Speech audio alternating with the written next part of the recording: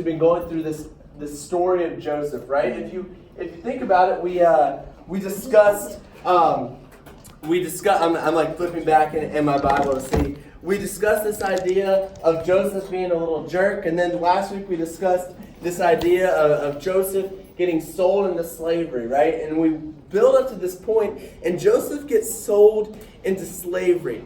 And if you remember in Moana, when they sing this song, We Know the Way, which if you saw anything today on our social media, like the idea for tonight is away, away. The phrase away, away comes from the song We Know the Way. If you remember in that movie, that song is taking place when they're sailing on these ships, and Moana has realized that they're voyagers, and they're singing this song, and they're like, away, away, and they're getting really into it. But there's a line in that song that says,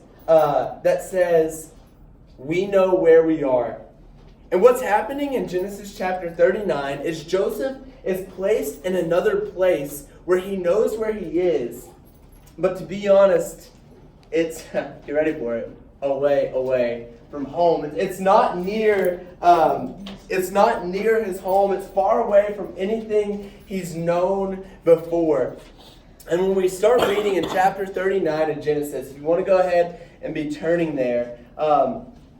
Now, last week I threatened I would not allow phone Bibles this week. I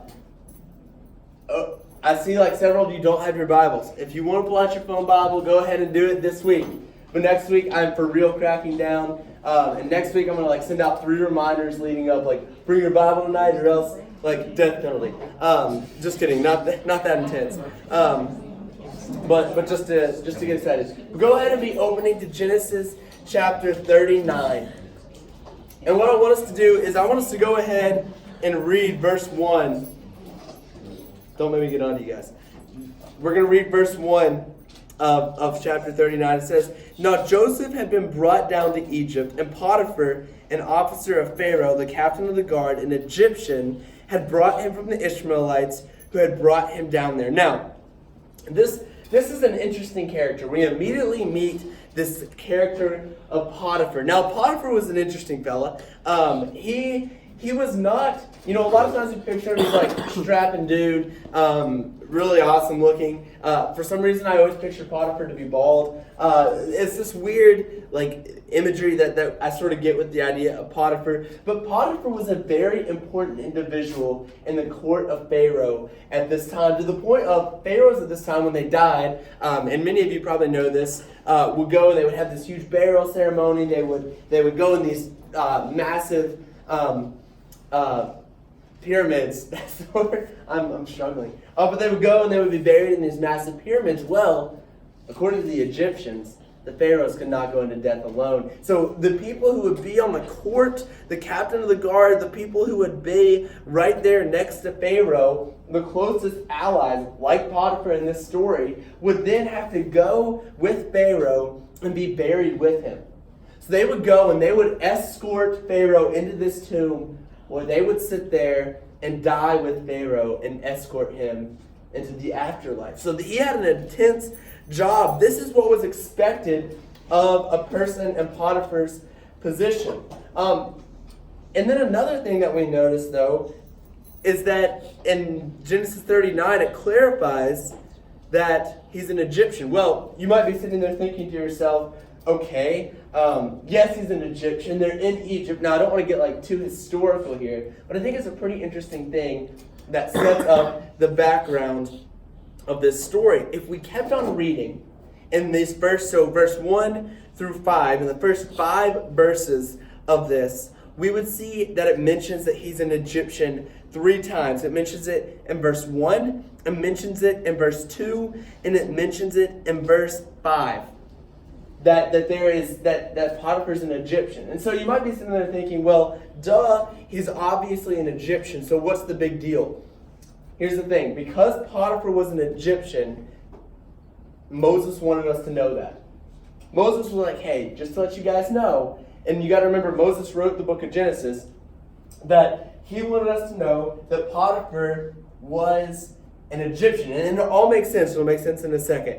And it was because of the Hyksos. They came in and invaded Egypt in 1800 BC. Now, the thing about them was they had advanced weapons. They were more advanced than the Egyptians. They were higher up. They were smarter. They had chariots. They had the weapons of mass destruction for 1800 BC. And they came in, and they were also thought to be, they were closely related to like what the Hebrews would have spoken. So they spoke a similar language to the Hebrews at this time. A lot of people think that they would have been descendants of Esau or Edomites at one point. The only difference in like the language that they spoke, you know how like when you look at like Americans and Canadians and Australians and British people and Scottish people, how like it's all English and like you can understand it all, but it's like different, right? So my uncle can come in here from Canada and he can give us a lesson and we understand everything he says, except he'll say about instead of about. And it's like a noticeable difference, but like yet you understand what he's talking about. This is what the Hyksos were in relation to people like Joseph. These Hebrew people and who they were in the language that they spoke. But they came in and they took over Egypt. Well, when you take over a country, like I said, it's very historical. When you take over a country, you obviously like take over all the inhabitants as well. So what these people did was, they would say, you know what? We are going to keep around some of these Egyptian guards.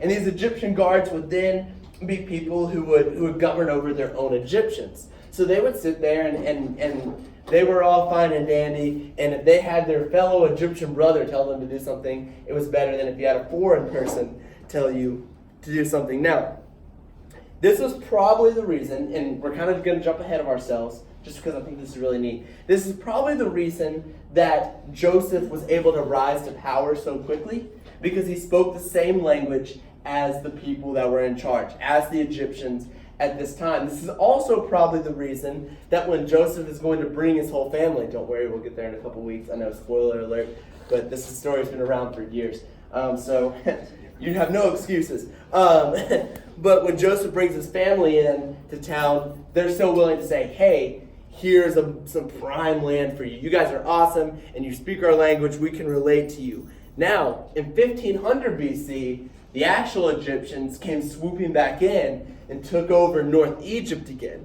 And this is documented very clearly in Exodus 1, chapter 8, or Exodus chapter 1, verse 8, when it says, now a new king arose over Egypt who did not know Joseph. That would have been around the time, around 200 or 300 years later, when the slavery would have began, and a new king, the Egyptians, came back and took over. So it would have been a whole new atmosphere. And so suddenly, when we look at this whole situation, we see Potiphar, an actual Egyptian, in charge of a bunch of Egyptian people who are like fake Egyptians, but also the real Egyptians as well. And we kind of get more of an image of what's taking place. And Joseph is brought to this kingdom that is not full out Egyptian. It's like a faux Egyptian culture at this point. And he has this Egyptian officer, though, somebody who was an officer that was going to be buried with Pharaoh when he died, buried alive with Pharaoh. And he says, you know what? That dude's pretty cool. He seems pretty great. Let's buy him as a slave. And so Potiphar buys Pharaoh, and then we get to verse 2. Let's keep going. I know that was a lot to break down from verse 1, but it says, the Lord was with Joseph, and he became a successful man, and he was in the house of his Egyptian master. And his master saw that the Lord was with him, and that the Lord caused all that he did to succeed in his hands. So Joseph found favor in his sight and attended him, and made him overseer of his house, and put him in charge of all that he had. From the time he had made him overseer in his house, and over all that he had, the Lord blessed the Egyptian's house for Joseph's sake. The blessing of the Lord was in all that he had in the house and in the field. And I want us to stop there. Something that it says in this that stands out to me, it was actually a couple of years ago I read it and it hit me for the first time. And as I was getting ready for this class, I couldn't help but go back to it. Is that it just says that the Lord was with Joseph. Now, this is something that is like expected, right? Well, obviously the Lord is with Joseph. He's a person who is with God. He's all these different things. Everything's fine and dandy. Of course it says the Lord is with Joseph. But the thing that I think is super interesting is that it says that he was building up his reputation, but the reason his reputation was building was not because of how great Joseph was. If you notice, it brings up multiple times that his master saw that the Lord was with him, and this is the reason that Potiphar stands up and kind of realizes, like, hey, this guy has something special about him. This guy is able to make the next move. He's able to be the superstar in my house. And so here's Joseph, and he was in this awful situation, but suddenly he's placed in this almost epically perfect situation.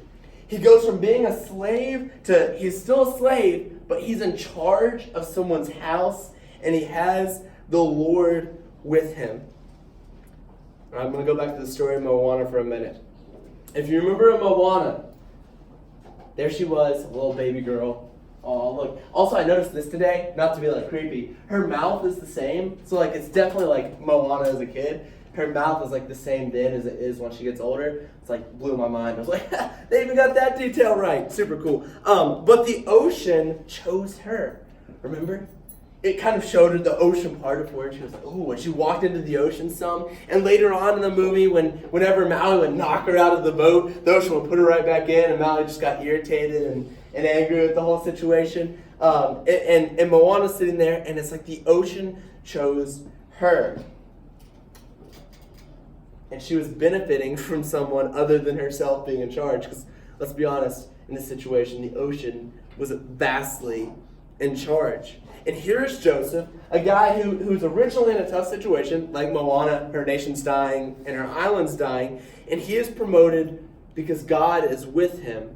Like Moana chose the ocean. See, you guys thought that I couldn't relate Moana to Joseph. There it is. But suddenly this tough situation that Joseph was in becomes a great situation. And I want to ask, have you ever been put in an absolutely amazing situation? Have you ever been placed and you're like, I'm in the best situation I can possibly be in? Maybe you became a starter on the varsity sports team and like get out of here, JV. I'm in charge of all these little children now. Maybe in your band, you're the head honcho. You're the person who's in charge. You're the lead instrument, the person who plays the lead in all the parts. Maybe you're trying out for a play and you got that part in the play, like you tried out for the specific role, and you walk in and you nail the audition and you walk out and like you're the superstar. It's like the young children after your school play are going to be asking you to sign autographs because you're just that awesome. Or maybe you happen to land the hottest guy or girl in school and you're dating them. Maybe you're put in that good of a situation. But what do we think caused God to be with Joseph? See, because Joseph was put in a great situation here. It was an amazing situation, right? He was the head honcho of this house. I think that's the second time I've used that phrase tonight. But he's in charge of this house. And what the statement I'm about to say is obvious, but I can say with certainty that God didn't choose Joseph because Joseph was a nice guy or because Joseph went against the commands of the Lord. And you're like, duh, that's a common sense statement to say. That makes sense. You didn't have to say that out loud. But here's Joseph, and he says, okay, the Lord is with me now. And it's not because Joseph was simply being a nice guy, and it's not because he was being a jerk and someone who is ungodly. And I think the answer to this question of why was God with Joseph is answered with Potiphar. Because how did Potiphar see that the Lord was with Joseph? See, Potiphar saw that the Lord was with Joseph in the same way that people are going to see that God is with us. Potiphar saw that God was with Joseph in the same way that other people are going to see that God was with us. Because Joseph, and we talked about this a few Sunday mornings ago, like a month and a half or 2 months ago, that we talked about Elijah being just a guy. Joseph was just a guy. Joseph was literally like, if you could have put him in the entire scheme of the world, take out the fact he went to Egypt, take out the fact that he became the head guy in Egypt or the head guy in Potiphar's house, or that he had a coat of many colors. Joseph was just a dude. He was just a human being man that was no different than any of us. And God says, you know what? I'm going to be with you in the same way that I was with Joseph back then. There is no difference. But there's going to be a process. We have to ask the question, are we going to decide to serve our God to a point where he is going to be with us? Are we going to serve our God to a point where we know our God is going to be with us? See, Joseph was in a tougher situation than I'd say a lot of us have gone through. A tougher situation because he was sold into slavery and sent into a foreign country. But he stayed strong through the process, and because of that, he had God on his side. And guys, do people notice that God is with us?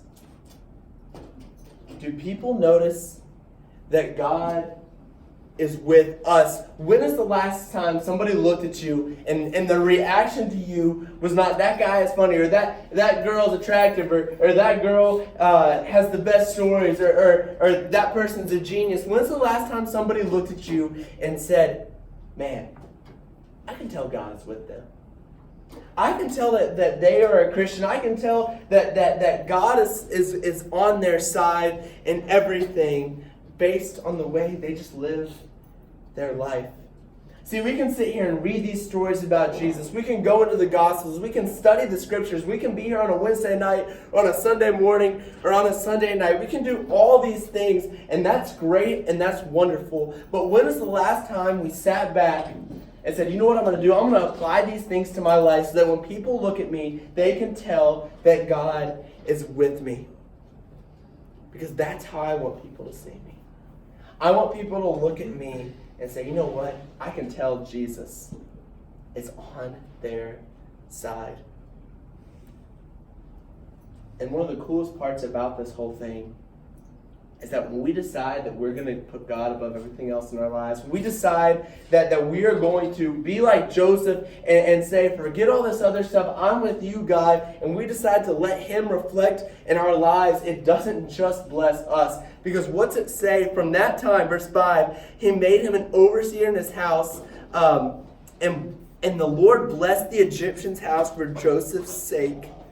For the blessing of the Lord was on all that he had in the house and field. When we are going to reflect God in our lives, it blesses the people around us. The entirety of the Potiphar's house was blessed because Joseph had God with him. When God is with you, the toughest things get a little bit easier. And then we read on in verse 6. So he left all that he had in Joseph's charge, and because of him, he had no concern about anything but the food he ate. That's great. That's awesome. Joseph, head dude. Then it ends verse 6. Now Joseph was handsome in form and appearance. It's like, oh, not only is Joseph the head guy in this house, he's the head slave, a little bit powerful for a slave, he's also smoking hot. He's a super hottie. And so here he is. Joseph is a good-looking guy. Then we get to verse 7. And after a time, his master's wife cast her eyes on Joseph. Remember, he's hot. And said, lie with me. But he refused and said to his master's wife, behold, because of me, my master has no concern about anything in the house, and he has put everything he has in my charge. He is not greater in this house than I am, nor has he kept back anything from me except you, because you are his wife.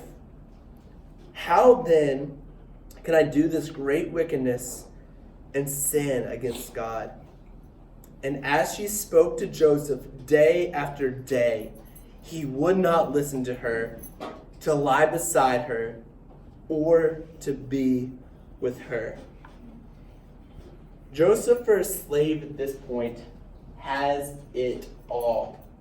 He literally has everything you could ever want, including great looks.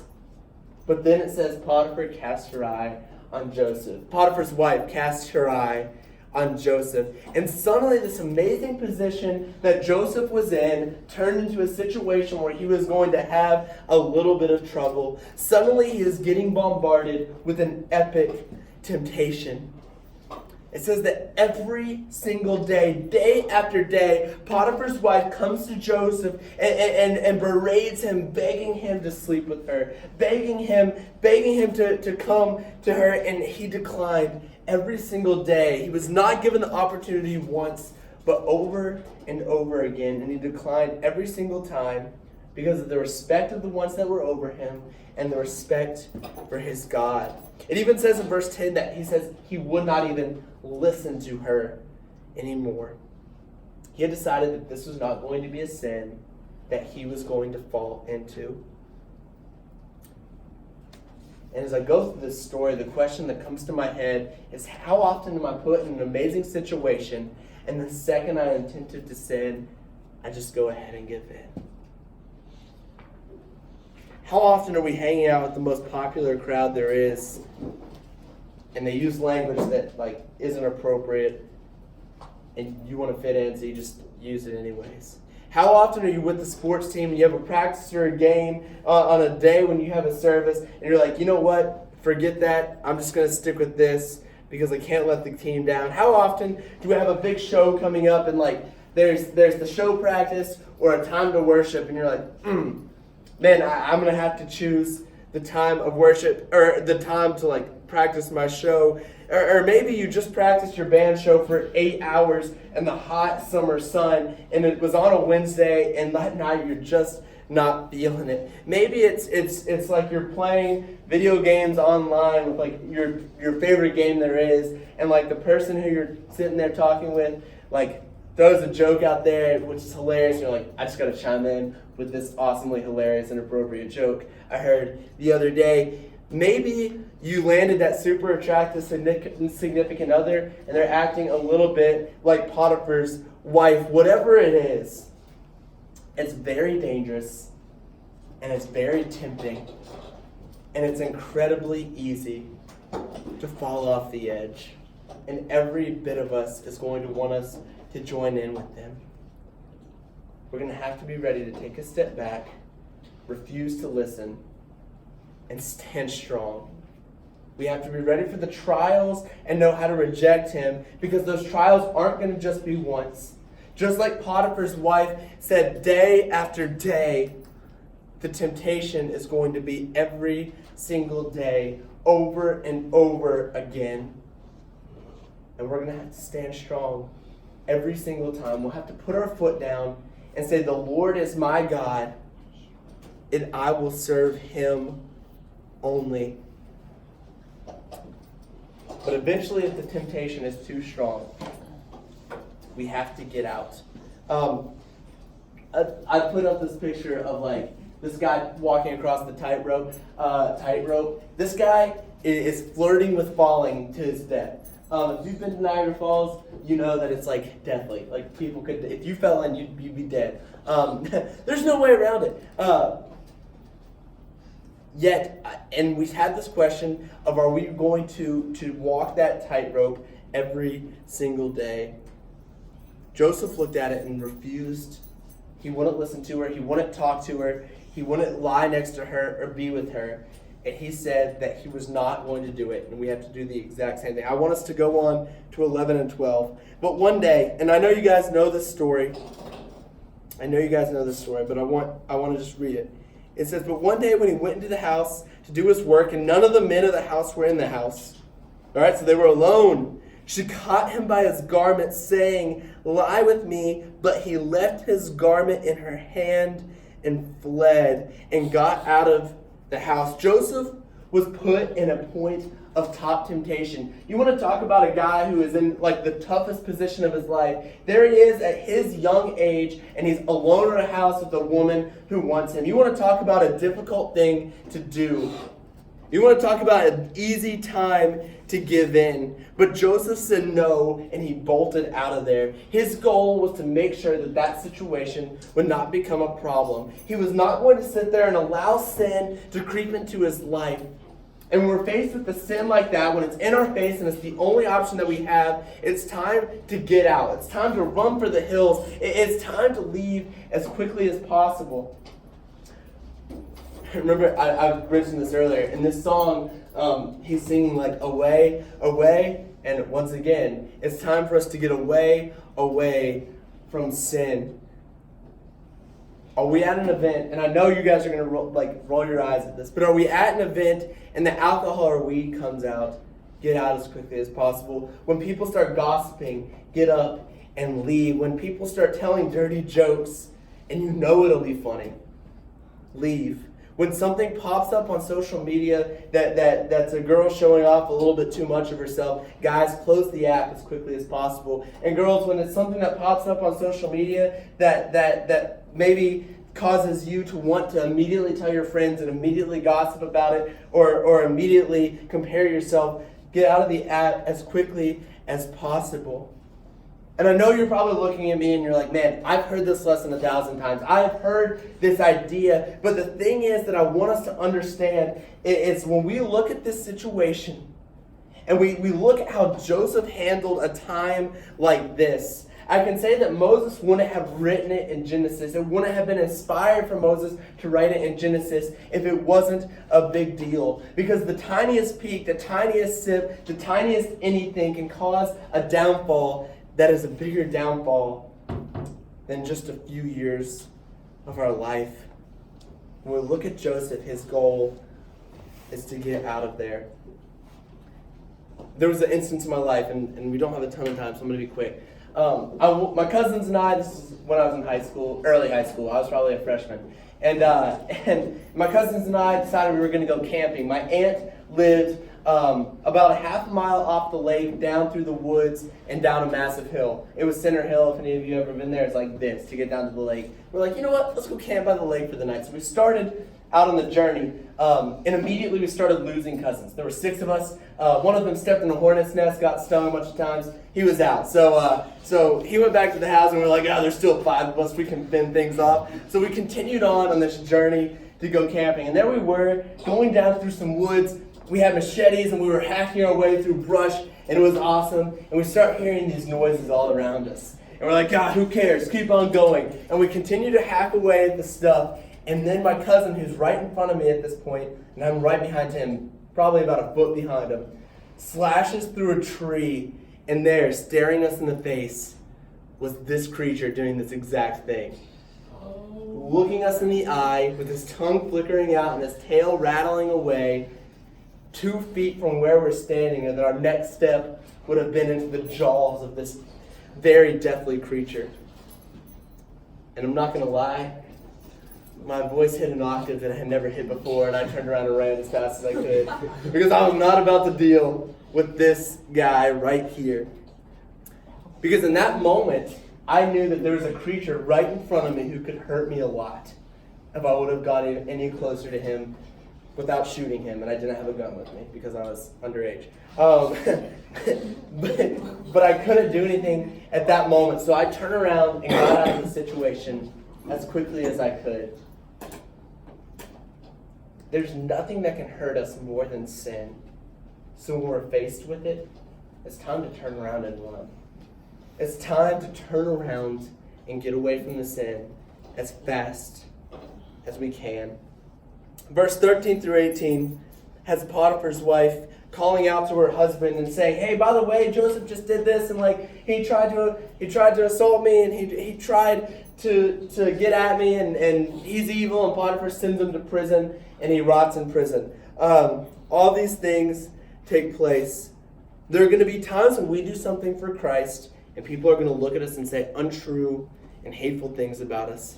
They're not going to approve of what we do. They're going to talk dirty about us. They're going to sneer. They're going to laugh. And they're going to lie about who we are and our intentions for thinking a way we think.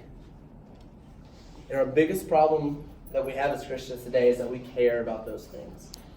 That we care that people disapprove of who we are as Christians. Because of the lie that Potiphar's wife tells him, Joseph is tossed in this prison. And there are going to be times when we are unjustly tossed in prison. Those times when we're sitting there and because of our Christianity, we don't have friends. Those times when we sit there and we feel alone. Our times when we're getting mocked for things that we're like, man, literally just studied that the other day and we're still getting mocked for. Our times when we have to reject the current pleasure or we have to be looked at as the weirdo who is just that oddball. But there's something special about it. And it's happening because if we follow God. He'll be with us. In verse 23, it says, the keeper of the prison paid no attention to anything. Oh, sorry. Let's go with this. In verse 21, it says, the Lord was with Joseph and showed him steadfast love and gave him favor in the sight of the keeper of the prison. I'm not going to give a 100% guarantee here. But when I read this story, I can imagine that if Joseph had given into that temptation, if Joseph had allowed Potiphar's wife to take hold of his emotions, if Joseph had not run for his life, I bet you verse 21 wouldn't be in this story. I bet you the Lord wouldn't have been with Joseph while he was in prison, because Joseph would have turned his back on the Lord. Yet Joseph sticks with God, and he was granted love. And there's that reward if we resist temptation.